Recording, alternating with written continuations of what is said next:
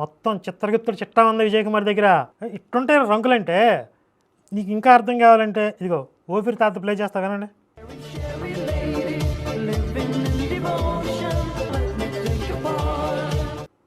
Introduction లేదబ్బా, నాకు ఇలా అనిపించిందని చెప్పాను కానీ నాకు కాదు, నేను అడిగాను, నేను పిక్స్ అడిగాను, అది అడిగాను, నువ్వు ఎలీషాకు చెప్పావు, నా మెసేజ్ ఎలీషాకు చూపించావు.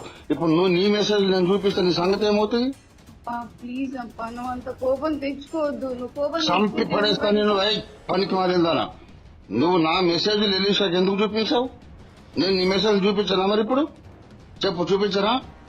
మాట్లాడు.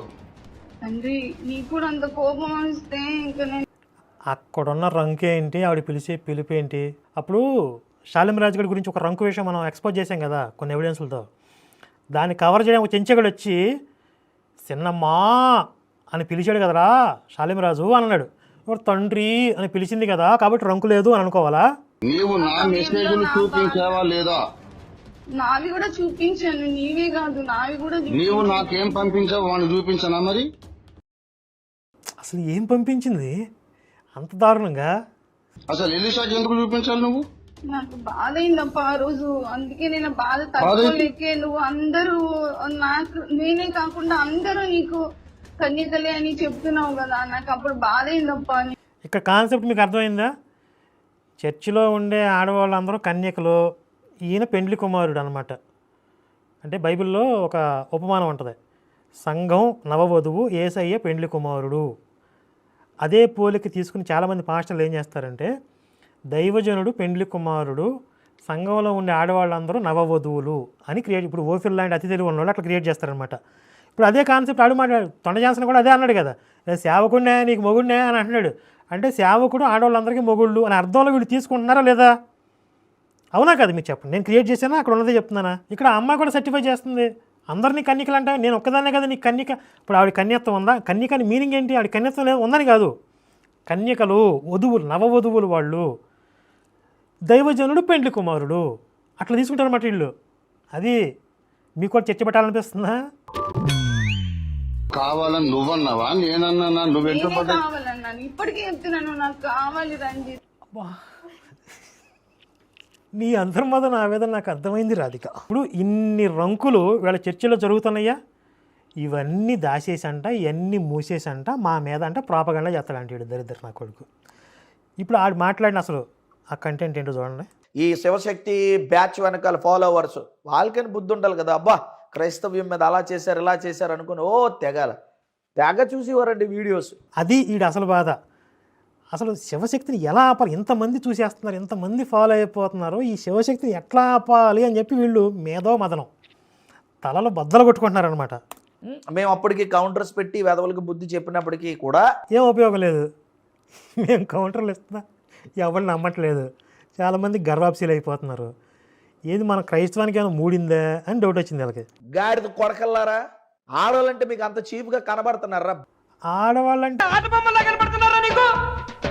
ఎవరో ఒక పాస్టర్ గారు ఏదో తప్పు చేశారు ఏదో అంటే పదే మాట్లాడతారు కదరా.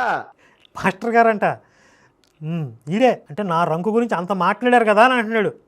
నీవు ఉంది కాబట్టి మాట్లాడావు, నువ్వేం మాట్లాడుతావు? మరి ఇప్పుడు మాట్లాడరే ఈ వెధవుల పక్షాన్ని ఉన్న వాళ్ళందరూ ఇగో మాట్లాడుతున్నా. ఇప్పుడు నేను ఇంత స్పష్టంగా ఇంత ధైర్యంగా ఆ ఆడియోలో ఉన్న కంటెంట్ ఇది అని నేను ఎక్స్ప్లెయిన్ చేశాను.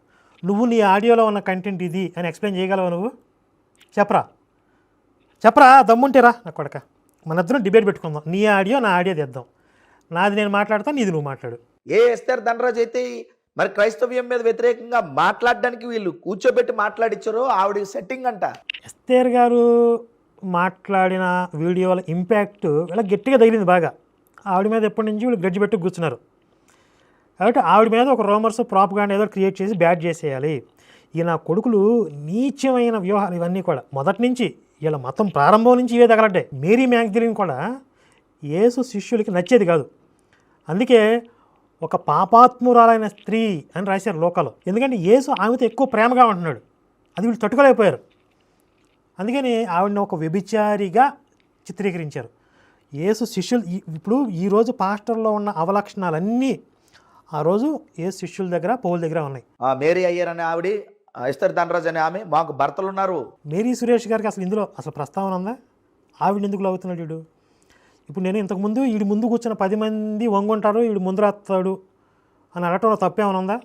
మేము అలా ప్రశ్నించవచ్చా అని అనడంలో తప్పేమైనా ఉందా? ఏమీ లేని దగ్గర మీరు శ్రీలక్ష్మి అంటారు, మేరీ అంటారు, ఎస్తేర్ దండ రకరకాల పేర్లు తీసుకొచ్చి మీ ఇంట్లో నీ కొంపలు ఆడవాళ్ళు లేరా నాకు కొడక? నేను ఒక ఆయన్ని లవ్ చేసి నేను మరి పెళ్లి చేసుకున్నాను, ఇప్పుడు నేను సనాతన ధర్మంలోకి వెళ్ళిపోయాను. గతంలో ఆ మేరీ అయ్యర్ చెప్పింది, ఈవిడైతే ఎస్తేర్ దండరాజ్ చెప్పక్కర్లేదు, క్రిస్టియానిటీలో ఏమీ లేదు, అందుకే నేను బయటకు వచ్చేసాను అని ఎస్తేర్ దండరాజ్. వీళ్ళిద్దరూ కూడా పెళ్ళి అయినటువంటి మరి వివాహితులు వేరు. అంటే వీళ్ళ కడుపు మంట అంతా ఇదే.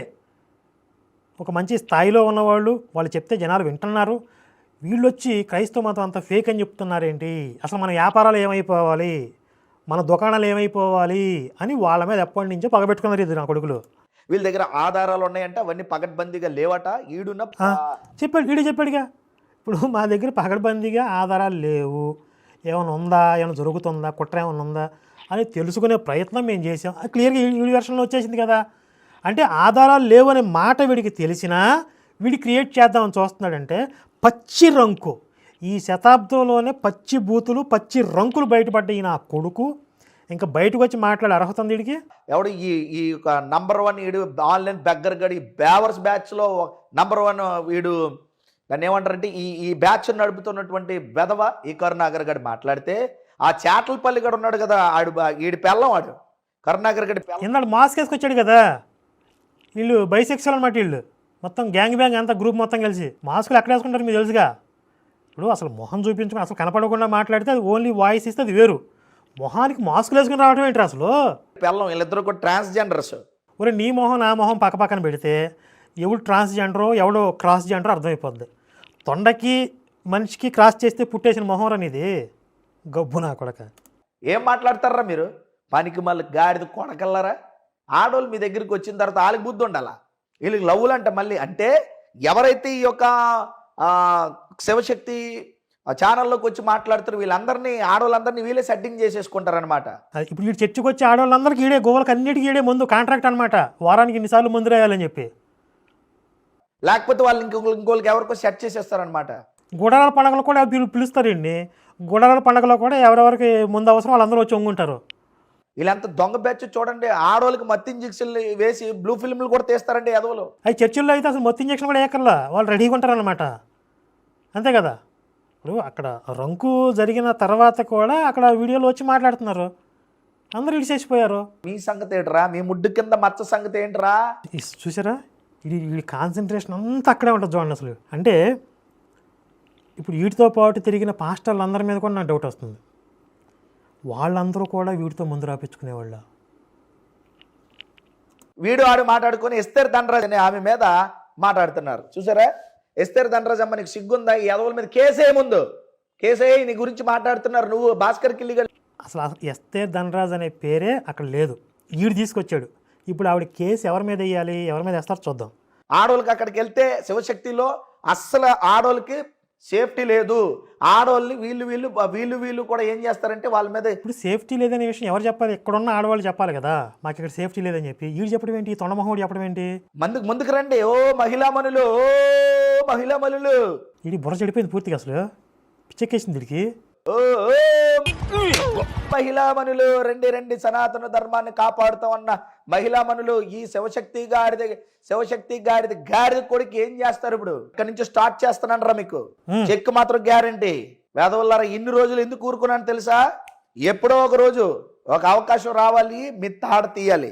రానే వచ్చింది, దేవుడిచ్చాడు. ఒరే సన్నాసి నా కొడక, ఇప్పుడు మీ దేవుడు అనేవాడు మా మీద స్పై చేసి నీకు ఒక ఎవిడెన్స్ ఇవ్వాలంటే కొంచెం స్ట్రాంగ్గా ఉండేది. అసలు ఇది చూడగానే జనాలు చీకొట్టేలాగా ఉండాలి, ఆ రేంజ్లో ఇవ్వచ్చు కదా. అంటే మీ దేవుడు ట్రై చేసినా కూడా ఏం దొరకలా, ఏం బొచ్చు దొరకలా. ఇక్కడ నువ్వు శాతకానోడివే, మీ దేవుడు కూడా శాతకానోడే, అది రుజువైంది. ఇక్కడ కనిపించలేని మొహం, కనిపించలేని చీకటి బ్యాచ్ ఒకటి ఉంది కదా, రే చీకటి వ్యభిచార బ్యాచ్. అది మొహం కనిపించిన డాష్ గాళ్ళు ఎవరో చూశారు కదా, ఇందాక మాస్కులు వేసుకుని వచ్చినాడు. నేను ఇప్పుడు షాకింగ్ బ్రేకింగ్ న్యూస్ మీకు ఇవ్వబోతున్నాను. షాకింగ్ బ్రేకింగ్ న్యూస్ ఇవ్వబోతున్నావా? వీడి పక్కన ఇప్పటికీ కూడా లక్ష్మి అనే ఒక ఆమె వీడియోస్ చేస్తుంది. అంటే ఇది షాకింగ్ బ్రేకింగ్ న్యూసా? వీడు పెద్ద స్పై చేసి కనిపెట్టాడు. లక్ష్మిని కూడా మీ లవ్ అని అనుకోవాలరా మేము? సరే నువ్వు మాట్లాడు, చెప్పు. మా లక్ష్మమ్మ నేను ఏ ధోరణితో చూస్తున్నాడు వీడు? లవ్ లా చూస్తున్నాడా, లేకపోతే నిన్ను ఇంకొక రకంగా చూస్తున్నాడా? నిన్నేం చేయడానికి అక్కడ పిలిచాడు? ఇంతకీ ఇప్పటికైనా మేల్కొంటావా, లేకపోతే ఆడితో ఇలాగే కొనసాగిస్తావా? మేల్కోకుండా ఆడితో ఇలాగే కొనసాగిస్తే మరి నేను చెప్పిన మాటలు ప్రజలు నిజమని అనుకుంటారు, ఖచ్చితంగా అనుకుంటారు. నువ్వు ఒక లవ్ అనో లేకపోతే మరొకటనో అని అనుకుంటారు ఖచ్చితంగా. ఎందుకు అనుకోరు? ఇప్పుడు సరే, నా డౌట్స్ని అడుగుతానే. ఇప్పుడు నువ్వు గువ్వలకు ముందు రాసావు కదా, మీ ఆవిడికి కూడా నువ్వే రాస్తావా? ఆ మొహానికి మాస్క్ వేసుకొచ్చిన ఆర్డర్ రాస్తాడా? లేదా వాడి పెళ్ళానికి నువ్వు రాస్తే నీ పెళ్ళానికి ఆర్డర్ రాస్తాడా? ఏమమ్మా తొండమొహంగాడి పెళ్ళాం, నువ్వేమనుకుంటున్నావు? ఇప్పుడు ఆడు గువ్వలకు ముందు రాస్తుంటే నువ్వేమనుకుంటున్నావు? చెప్పాలి నువ్వు బయటకు వచ్చి, నా మొగుడు గువ్వలకు ముందు రాస్తున్నాడు తప్పేంటి అని మాట్లాడతావా? లేకపోతే అని చెప్పు తీసి కొట్టావా? ఏమమ్మా తొండగాడి పెళ్ళాం, బయటకు వచ్చి రా, చెప్పు, మాట్లాడు. నువ్వు నిజం అనుకుంటారు జనాలు. ఇప్పుడు నువ్వు చెప్పకపోతే ఇవన్నీ జనాలు నిజం అనుకుంటారు. ఎవడు గువ్వలకు ఎవడు ముందు రాస్తున్నాడు చెప్పండి ఇప్పుడు మీ చర్చిల్లో. నా కొడక, నాలికి నీ ఒక్కడికే ఉందారా? గలీజు నా కొడక, గబ్బు నా కొడక. నీ బతుకులో ఊళ్ళో వాళ్ళ చెప్పు, నీ నల్లట పుస్తకం దరిద్రం, నీ జీవితం దరిద్రం, మీ పాస్టర్ల జీవితాలే రంకు కంపు. నా కొడకల్లారా, నీ బైబిల్ బట్టలోడ చేస్తున్నారని చెప్పి, మీ క్రైస్తవాన్ని నడి బజార్లు నిలబెడుతున్నారని చెప్పి ఆడవాళ్ళు నానా మాట్లాంటారా? నా కొడకల్లారా, తోలు తీస్తాం లాంచా కొడకల్లారా. నా కొడక 10 సంవత్సరాలు 11 సంవత్సరాల నుంచి నా జీవితం తెరిచిన పుస్తకం. 11 సంవత్సరాల నుంచి నేను ఆన్లైన్లో ఉన్నా. ప్రతిరోజు నా జీవితం అంటే అందరూ చూస్తున్నారు. 18 సంవత్సరాలు దాచిపారి పెట్టేశారు యేసుది. 18 సంవత్సరాలు దాచేసి పరిశుద్ధుడు నా బొచ్చులో ఎట్లా పరిశుద్ధుడు అవుతాడు? 18 సంవత్సరాలు దాచేసి పరిశుద్ధుడు ఎలా అవుతాడు రా? 11 సంవత్సరాలు ఓపెన్ బుక్ నా లైఫ్. ఒక్క ఎవిడెన్స్ లేదు మీకు, ఒక్క మచ్చ దొరకలే మీకు. 18 సంవత్సరాలు దాచేసి మీ వాడు పరిశుద్ధుడు అయిపోయాడని చెప్తారా? అంటే మీ చర్చిల్లో ఎన్ని రంకులు ఉన్నాయో మీ యేసు జీవితంలో అన్ని రంకులు ఉంటాయి.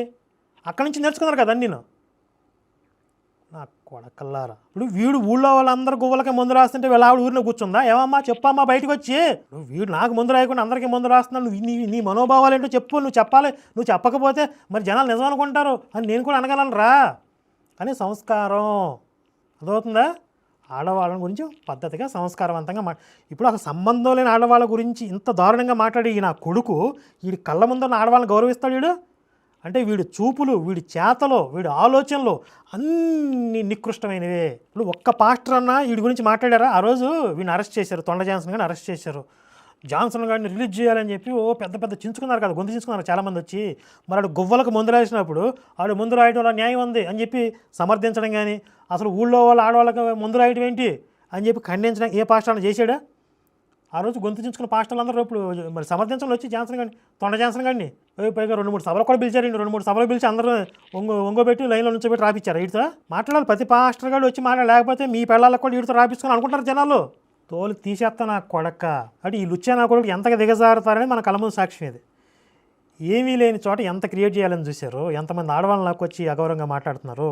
అన్ని రంకులు జరుగుతుంటే ఈ చర్చిని వాళ్ళు పసుపు నీళ్ళు వేసి కడుక్కోవాల్సింది పోయి, కాశీలో గంగ నీళ్ళు తెచ్చి పరిశుద్ధం చేసుకోవాల్సింది పోయి, వీళ్ళ కంపుల మాట అట్లాగే దాచుకుని వీళ్ళు బయటకు వచ్చి నీతులు చెప్తున్నారు. ఇడిసేసిన నా కొడుకులు. మీ బతుకులు జడ.